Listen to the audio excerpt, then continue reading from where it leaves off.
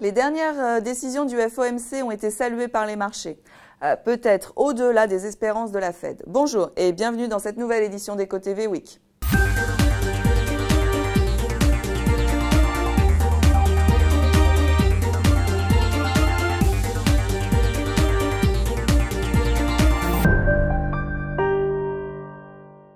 La Fed faisait jusqu'alors référence à sa possibilité d'être patiente dans le processus de normalisation de sa politique. Le dernier communiqué de presse ne fait plus état de cette patience, qui signifiait que pour 2 réunions encore, les taux ne seraient pas remontés. Il s'agissait alors pour les officiels de la Fed de pouvoir se délier les mains sans provoquer de tensions trop importantes sur les marchés financiers. On se rappelle de l'épisode du Taper Tantrum au printemps 2013 lorsque Ben Bernanke avait préannoncé le ralentissement des achats de titres dans le cadre de QE3. Cette préannonce avait en fait conduit à un resserrement très violent des conditions monétaires et financières. Après avoir préparé en amont les marchés financiers à cette décision, les membres de la Fed ont saupoudré le communiqué de presse d'éléments dovish.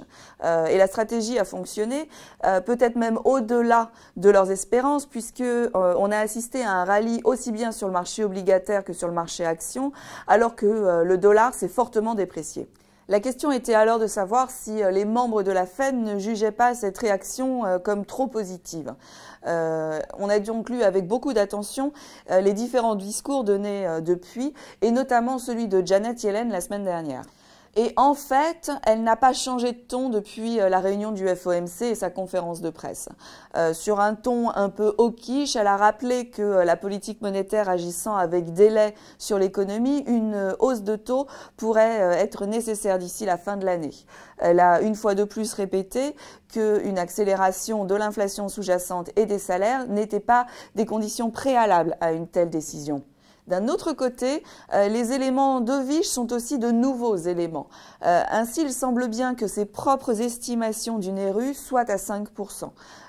Par ailleurs, parlant de l'objectif d'inflation de la Fed, elle l'a qualifié de 2% en moyenne. Certes, Janet Yellen n'a pas qualifié de symétrique l'objectif d'inflation, mais c'est aussi l'insinuation la plus claire d'un des membres du Conseil des gouverneurs que la Fed pourrait avoir la volonté d'obtenir un taux d'inflation légèrement au-dessus de son objectif.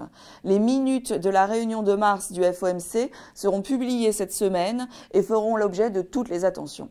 Pour ce qui est des événements à suivre cette semaine, l'attention se portera bien évidemment sur les minutes du FOMC de mars, mais aussi sur la réunion de la Banque d'Angleterre pour finir la semaine avec la publication de la production industrielle française en février. Voilà, c'est tout pour cette fois.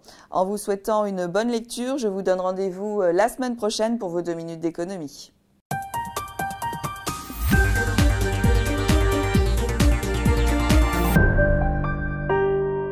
BNP Paribas, la banque d'un monde qui change.